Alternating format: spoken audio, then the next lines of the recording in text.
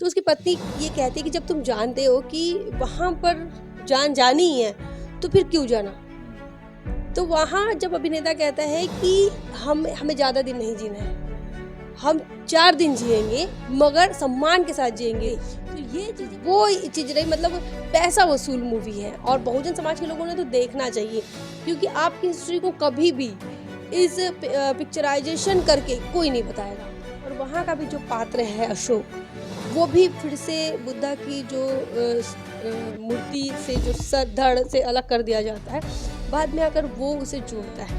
अभी हम जो इतिहास में ये सब देख रहे हैं, पढ़ते हैं, जब वो हमारे सामने फिल्मों के माध्यम से आया तो हमें ये लगा कि नहीं, ये इस प्रकार की भी तो फिल्म आना चाहिए। आज तक हमने जो परसेप्शन देखा है मूवीज़ में या फिल्मों में, वो परसेप्शन वो ब्राह्मणिकल परसेप्शन है। रिलीजियस मूवमेंट आपकी कितनी मजबूत है, सोशल मूवमेंट आपकी कितनी मजबूत है, कल्चरल मूवमेंट कितनी मजबूत है, आपके समाज के अंदर कितना साहित्य का निर्माण हो रहा है, कितनी किताबें लिखी जा रही हैं और कितने नए साहित्यिक निर्माण हो रहे हैं, कितने नए लेखक निर्माण हो रहे हैं। पा रंजीत ने फिर एक बार एक ऐसी फिल्म इस देश के अंदर तमाम बहुजनों को उनका सच्चा इतिहास बताने के लिए जो बड़े पर्दे पर लाई है, वो अब इस वक्त पूरे देश में दुनिया में धूम मचा रही है।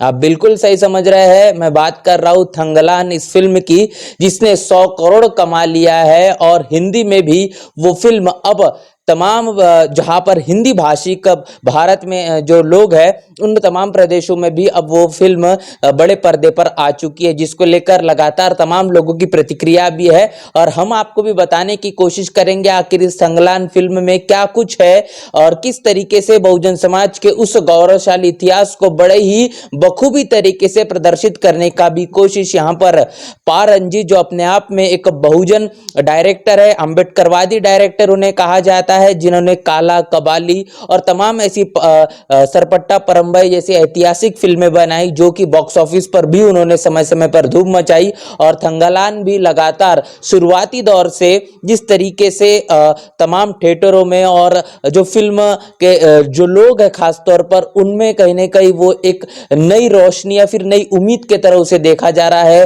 एक बहुत ही खूबसूरत तरीके से जो फिल्माया गया है और जो संदेश देने का काम किया गया है वो भी काफी कुछ कहता है। तमाम चीजों को लेकर आज हम बातचीत करने वाले। आज के हमारी इस वीडियो में हमारे साथ मौजूद है हमारे नेशनल चौपाल चैनल के फाउंडर इंजीनियर स्नेहा जी, और इनके जरिए हम जानने समझने की कोशिश करेंगे कि आखिर वो इस फिल्म को किस नजरिए से देखती है। फिल्म को बता दे कि हम दोनों ने देख लिया है और वो आपको रिव्यू के तौर पर हम बताएंगे कि आखिर बहुजन समाज के हर तबके ने इस फिल्म को क्यों देखना चाहिए। स्नेहा जी, आपसे जानना चाहूंगा कि जब यह फिल्म आपने देखा तो ये फिल्म में देखने के बाद आपको क्या ऐसा लगा कि बहुजन समाज को इससे एक नई ऊर्जा मिलेगी, नई प्रेरणा मिलेगी? और पा रंजीत ने सबसे पहले ये फिल्म बनाई है, देखने के बाद सबसे पहला जो रिएक्शन है, प्रतिक्रिया क्या थी आपकी? सबसे पहले तो जब फिल्म देखी गई या फिर जब पहले उसका जब ट्रेलर आया, तो ट्रेलर में जो चीजें समझ में आ रही थी, लेकिन जब फिल्म देखते हैं तो उसके बाद बहुत सारी तस्वीरें जो है वो साफ होती है। और वो जो कल्पना पा रंजीत की है कि क्या बड़े पर्दे के माध्यम से, फिल्म के माध्यम से एक पहले से जैसा नैरेटिव सेट है कि ऐसी दिखाई जाएगी, हीरो होगा, हीरोइन होगी, फिर फैमिली कुछ डिस्प्यूट होगा और ये सारी चीज़ उससे हटकर उसके साथ उन्होंने एक हिस्टोरिकल लेगेसी जोड़ दी है। तो ये जो संकल्पना है, तो ये ऐसा इमेजिनेशन अब तक हम बॉलीवुड में नहीं देख पाए। और इस बात का हमें ये बुरा लगा कि दक्षिण भारत जो है वो इन सारी चीज़ों में, थॉट प्रोसेसिंग में, वो कितनी गहराई है उनके, कितनी डेप्थ है उनकी कल्पनाओं में, और उस डेप्थ में वो कुछ भी काल्पनिक चीज़ें नहीं होती। मतलब कल्पना भी उनकी ऐसी है कि उस कल्पना में वो एक हिस्टोरिकल बैकअप या फिर हिस्टोरिकल बैकग्राउंड देखते हैं और वो चाहते हैं कि समाज को कुछ दे। तो वो चीज़ रही, मतलब पैसा वसूल मूवी है और बहुजन समाज के लोगों ने तो देखना चाहिए, क्योंकि आपकी हिस्ट्री को कभी भी इस पिक्चराइजेशन करके कोई नहीं बताएगा। जो आपने जब फिल्म देखी तो उसमें कल्पनाओं की आपने बात की है, जो ऐतिहासिक हमारे जो पुरखों के पहलू है उसको भी बड़े बखूबी तौर पर दिखाने की कोशिश की। तो कौन सी ऐसी चीज़ आपको लगी या फिर कौन-कौन सी ऐसी चीज़ आपको देखने को मिली, आपको लगा कि यहाँ पर ये चीज़ जो फ़िल्म है ये कहीं न कहीं पैसा वसूल है, या फिर ये जो सीन दिखाया गया है ये काफ़ी ज़्यादा स्ट्रोक करने वाला है दिमाग को, और जिस तरीके से बहुजन समाज के लिए इस फ़िल्म में काफ़ी सारी चीज़ें हैं, तो ऐसा कौन-सा वो पल आपके लिए रहा? कि ऐसे काफ़ी सारे हैं, लेकिन एक महत्वपूर्ण जो है जो अभिनेता है, वो जब अपनी पत्नी से बात करता है, तो चूँकि वो किसी ये कह सकते हैं कि कोई अपॉर्च्युनिटी उसके पास आती है और फिर उसमें उसे लगता है कि वो अपॉर्च्युनिटी पाना चाहिए, बट वो जान जोखिम में डालने वाला वो अपॉर्च्युनिटी है, या फिर तो जिससे मतलब सोना निकालने जाना है और वहाँ पर सोना निकालने जाना वो जान जोखिम में डालना है। तो उसकी पत्नी ये कहती है कि जब तुम जानते हो कि वहाँ पर जान जानी ही है, तो फिर क्यों जाना? तो वहाँ जब अभिनेता कहता है कि हमें हमें ज़्यादा दिन नहीं जीना है, हम 4 दिन जिएँगे मगर सम्मान के साथ जिएँगे। तो ये चीज़ें बहुजन समाज के लिए बहुत ज़्यादा हिट भी करती हैं कि बहुजन समाज के साथ लगातार उत्पीड़न होता है, उसके उसके साथ अन्याय होता है, महिलाओं के साथ, बहुजन समाज की महिलाओं के साथ उत्पीड़न होता है, जाति के नाम पर होता है, लिंग के नाम पर होता है, धर्म के नाम पर होता है। तो तब बहुजन समाज अगर चाहता है, तो वो इस सिस्टम को सुधार सकता है। तो वो सुधारने के लिए उसके मन में वो ख्याल कब आएगा, जब वो ये सोचेगा, सेल्फ रिस्पेक्ट की सोचेगा, कि वो सोचेगा ज़्यादा लंबा नहीं जीना है, पहले संघर्ष करेंगे, अपना मान सम्मान वापस प्राप्त करेंगे, उसके बाद देखा जाएगा कि हम कितना समय तक जिए जाए। तो वो चीज़ें बहुत ज़्यादा हिट करती हैं। उसके बाद अशोका का बुद्ध मूर्ति को जोड़ना, तो वो बुद्धा का स्टैचू जब देखते हैं, चूँकि फ़िल्मों में ये सारी चीज़ें, या तो बाबा साहब की तस्वीर दिखना ही बहुत बड़ी बात होती थी एक समय में, तो वो चीज़ों को फ़िल्माया, तो कई ऐसे डायलॉग्स हैं जो बहुत ज़्यादा आपके दिल तक पहुँचते हैं। अशोका का आपने ज़िक्र किया है। अ, वहाँ पर बुद्ध मूर्ति को जिस तरीके से अशोका ने जोड़ा, क्या वो ऐतिहासिक पहलू आप देखते हैं कि अशोका जो है वही क्यों बुद्ध मूर्ति को उन्होंने जोड़ा होगा? क्या थॉट प्रोसेस रहा होगा इस सीन को फ़िल्माते समय पाज रंजीत के दिमाग में? देखिए, ये हम नहीं कह सकते कि लेखक के दिमाग में क्या रहा होगा, लेकिन जितना हम इतिहास को समझ रहे हैं, तो आप देखिए, इतिहास 2 पहलुओं में है, 2 बाजुओं में है। एक इतिहास है प्रतिक्रांति का, जिसे हम कहते हैं, बहुजन समाज के लोग कहते हैं, एक प्रतिक्रांति का इतिहास है और एक क्रांति का इतिहास है। तो हम सम्राट अशोक को एज़ फाइटर और धर्म रक्षक, बुद्धिज़्म का बौद्ध धर्म के अनुयायी के रूप में देखते हैं। और सम्राट अशोक ने जो क्रांति की, तो उसके बाद 84,000 बौद्ध स्तूपों का निर्माण किया, विश्वविद्यालयों का निर्माण किया, और जो भी निर्माण कार्य हुआ सम्राट अशोक के समय में, तो उसकी यही खासियत है कि वो बुद्धा के लिए है। मतलब उसकी आइडेंटिटी अगर कुछ है कि ये सम्राट अशोक ने बनाया है, तो वो बुद्धा है। और बुद्धा को स्थापित किया, बुद्धा के स्तूपा, बुद्ध भिक्षुओं के स्तूप्स, और फिर वही जहाँ पर बुद्ध रहे, बुद्ध ने जहाँ पर अपना समय बिताया, जहाँ पर उन्होंने प्रवचन किया, तो जहाँ पर उन्होंने दीक्षा दी, सारी चीज़ों को डेवलप सम्राट अशोक ने किया। और ये मतलब बुद्धा को पुनर्जीवित करने का काम सम्राट अशोक ने किया। और वहाँ का भी जो पात्र है अशोक, वो भी फिर से बुद्धा की जो मूर्ति से जो सर धड़ से अलग कर दिया जाता है, बाद में आकर वो उसे जोड़ता है। तो ये एक हमें सीधा हिट करता है और हम सम्राट अशोक की तरफ चले जाते हैं कि अशोका ही क्यों कर रहा है। तो ये चीज़ें आती है कि ये एक सकारात्मक है। हम अपने लेगेसी को, हम अपनी हिस्ट्री को किसी प्रतीकात्मकता के तौर पे दिखा रहे हैं, या फिर कुछ कुछ तो भी ऐसा ऐसा सीन क्रिएट हो रहा है कि जिससे आप सीधा अपने इतिहास तक पहुंच रहे हैं। बुद्ध मूर्ति के टूटने की आपने बात की है। हम्म। ब्राह्मण सवर्ण समाज का जो व्यक्ति है वो आदेश करता है, वो तोड़ता है बुद्ध की मूर्ति को। तो क्या निर्देशक के दिमाग में ये रहा होगा कि बुद्ध मूर्ति को किसी एक पर्टिकुलर शख्स के द्वारा ही तोड़ा जाए? ब्राह्मण समाज के व्यक्ति के ही द्वारा क्यों तोड़ा जाए, और फिर वो अगर टूटा जाएगा तो उसका वास्तविकता के तौर पर, क्योंकि फिल्म होती, फिल्मों को लेकर काफ़ी ज़्यादा काल्पनिक चीज़ें भी जोड़ी जाती है, क्या लगता है इसमें कुछ वास्तविकता है आपको? देखो, वास्तविकता तो हमको काफ़ी चीज़ें लगती हैं, लेकिन इसके हमेशा ही दो पहलू है। कुछ लोगों ने अलग उसे रखने की कोशिश की है, और हमारा इतिहास अलग है। हमारे इतिहास की लिंक टूटी हुई है, हम उस लिंक को जोड़ रहे हैं, और आज भी कई ऐसा इतिहास है कि जो दबाया हुआ है। बुद्धिस्ट रिसर्च सेंटर के माध्यम से माननीय कांशीराम साहब ने काफ़ी कुछ चीज़ें बाहर निकाली। तो ऐसा हिस्ट्री की जो लिंक टूटी हुई है, उस लिंक को हम जोड़ते हुए देखते हैं। तो जब यही चीज़ें देखते हैं, चाहे तक्षशिला को किसने बर्बाद किया, नालंदा को किसने बर्बाद किया, 84,000 बुद्ध स्तूप कहाँ गए हैं? अगर मान लो बाहर देश से जब आक्रमणकारी आते हैं, चाहे वो मुगल हो, चाहे कोई दूसरे हो, या फिर चाहे वो इसी देश के अपने आप को हिंदू कहलाने वाले हो, तो ये चीज़ें तो कहीं ना कहीं लिखी हुई हैं ना। तो 84,000 स्तूपों का तो किसी ने तो बर्बाद किया है, या तो उसको ट्रांसफॉर्म किया गया है किसी और चीज़ में। तो क्या वो 84,000 स्तूप में से कई स्तूप आज मंदिरों का रूप भी हो सकते हैं? कहीं कई स्तूप जो है वो आज सिर्फ और सिर्फ उसका जो है उसका बेस ही दिखाई दे रहा है, और कई विश्वविद्यालयों को आग लगा दी है। तो ये चीज़ें जैसे हम देखते हैं, तो चाहे अभी हम जो इतिहास में ये सब देख रहे हैं, पढ़ते हैं, जब वो हमारे सामने फिल्मों के माध्यम से आया, तो हमें ये लगा कि नहीं, ये इस प्रकार की भी तो फिल्म आना चाहिए। आज तक हमने जो परसेप्शन देखा है मूवीज़ में या फिल्मों में, तो वो परसेप्शन वो ब्राह्मणिकल परसेप्शन है, और उस ब्राह्मणिकल परसेप्शन में वो हीरो वही रहेंगे, और वो तय करेंगे।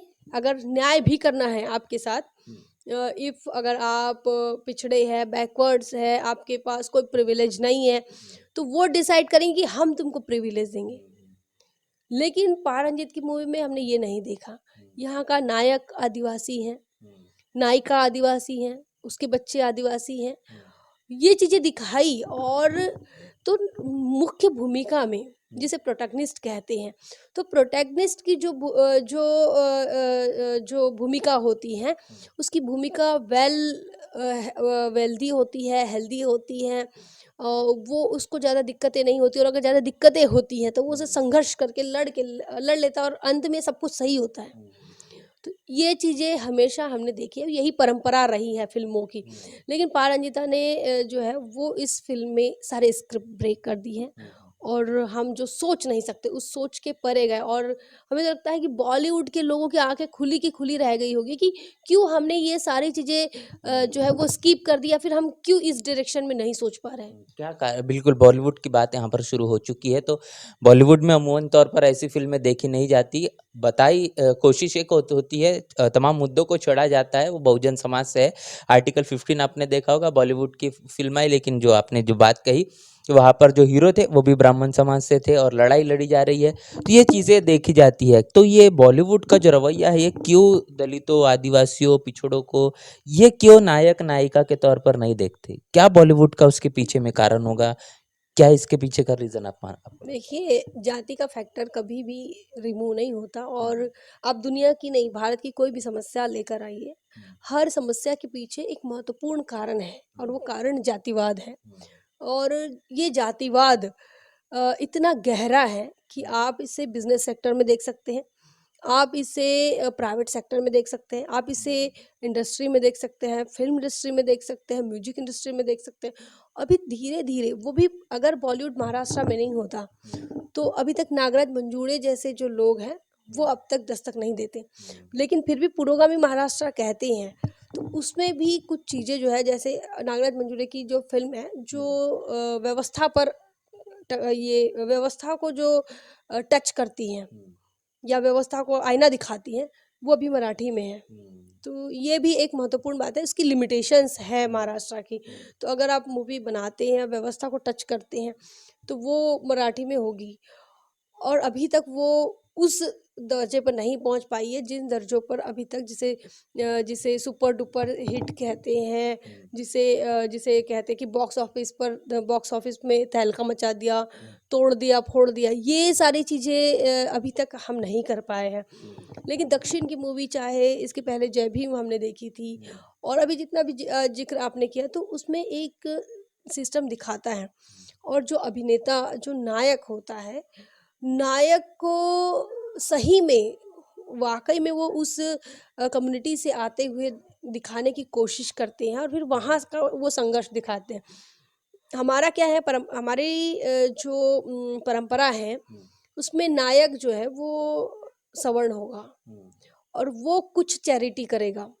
तो चाहे फिर वो इक्वालिटी के लिए कि भाई पिछड़ों के साथ ऐसा हो रहा है, इनके साथ नहीं हो रहा है, तो ये एक है। जैसे आप आरक्षण देखिए, तो आरक्षण में एक प्रोटैगनिस्ट है सैफ अली खान, लेकिन सैफ अली खान से भी ऊपर एक प्रोटैगनिस्ट है अमिताभ बच्चन, और बिना अमिताभ बच्चन के सैफ अली खान का जो सिस्टम या फिर जो भी सोच है वो ज़मीन पर नहीं उतर रही है। मतलब वो आपको देना नहीं चाहते हैं उतना क्रेडिट, तो वो चीज़ें यहाँ माइनस हो रही हैं। और बॉलीवुड ही नहीं, हम इस देश के सिस्टम का, बॉलीवुड इस देश के सिस्टम का हिस्सा है, और इस देश का सिस्टम जो है वो मनवादी सिस्टम है, जातिवादी सिस्टम है, कास्ट से भरा हुआ सिस्टम है। और आपकी तरफ देखने का नज़रिया, आपसे बात करने का नज़रिया, आपसे कैसा बर्ताव किया जाएगा, वो आपका पहले नाम जानेंगे, सरनेम जानेंगे, उसके बाद ये डिसाइड होता है।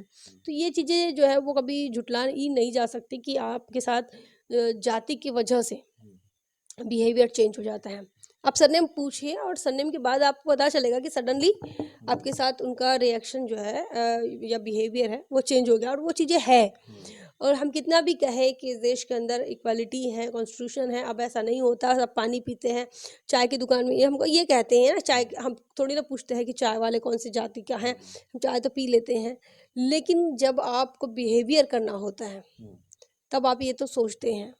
रोटी बेटी पर अब पहुँचे नहीं है हम लोग। थंगलान को लेकर हम लगातार बातचीत कर रहे हैं और उसके इर्द गिर्द तमाम जो सवाल है उसको भी आपके साथ साझा करने की कोशिश है। थंगलान फिल्म में एक बात हमने देखी कि वहाँ पर जो बुद्ध की मूर्ति है वो जमीन को खोद कर निकाली जाती है। वास्तविक को अगर हम देखें तो अयोध्या से लेकर तो देश के तमाम इलाकों में, भारत और भारत को छोड़कर भी, जिस तरीके से बुद्ध का इतिहास तो जमीन पर जहाँ से खोदे वहाँ से निकल कर आता है। आखिर इस थंगलान फिल्म में बुद्ध की मूर्ति को जमीन से निकालने का क्या संदेश देने का काम हुआ होगा? हमें लगता है कि पारंजिता ने काफ़ी कुछ सच्चाई बयां करने की कोशिश की है। इस देश के अंदर आप कहीं पर भी, जब जहाँ पर भी खुदाई होती है, तो आप देखो जहाँ पर निर्माण कार्य होते हैं तो ज़मीन के अंदर से हमेशा बुद्ध निकलते हैं। और वो इस बात का सबूत होता है, पानी से बुद्ध निकलते हैं, समुंदर से, नदियों से, जब आप कुआं खोदते हैं वहाँ से बुद्ध की मूर्तियाँ निकलती हैं, जब आप तालाब बनाते हैं, जब आप नया निर्माण कार्य करते हैं। और अयोध्या सबसे बड़ा एग्जाम्पल है, हालांकि वो इस देश की मीडिया है जो बताती है कि विष्णु है, विष्णु है, तो वो तो बहुत यही बता रहे कि भाई सिस्टम तो है, कास्ट सिस्टम तो है, वो स्वीकार भी नहीं करना चाहते। मतलब आपकी बुद्ध को वो एज अ विष्णु स्वीकार करेंगे, लेकिन बुद्ध है नहीं बताएंगे। तो ये चीज़ें हैं कि बुद्धा के साथ में या बुद्धा के कल्चर के साथ में एक बड़ी नाइंसाफ़ी हुई। बुद्धा को तोड़ा गया, दफनाया गया, ख़त्म करने की कोशिश हुई, लेकिन बुद्धा है कि ख़त्म नहीं हो रहा है, ज़मीन से बाहर निकल रहा है। तो चूँकि जिस भी विचारधारा का जो बेस होता है, जो बेस जब मजबूत होता है, तो वो ये सारी चीज़ें कितना भी झूठ फैलाओ, उसके ऊपर कितना भी बड़ा बांधकाम कर लो, आप निर्माण कार्य कर लो, लेकिन कभी ना कभी वो चीज़ें पता चलेगी। अभी टाइम कैप्सूल वाला काम किया जा रहा है भाजपा की तरफ से। उस टाइम पे कोई टाइम कैप्सूल नहीं रखी गई थी, नहीं बताया गया कि बुद्धा की जो स्टैचू निकल रही हैं वो फलाने व्यक्ति ने रखा होगा या फलाने व्यक्ति का उस टाइम पे ये जगह ऐसी ऐसी हुई होगी। ये सारी चीज़ें नहीं हो रही, लेकिन फिर भी सब जानते हैं कि बुद्धा निकल रहा है, ये सम्राट अशोक का काम है, सम्राट अशोक के बाद की पीढ़ी का काम है। तो या फिर जो भी बुद्धा के समय में जितने भी राजा महाराजा हुए, जो बौद्ध धर्म को जिन्होंने बढ़ाया, वो चीज़ें हुई।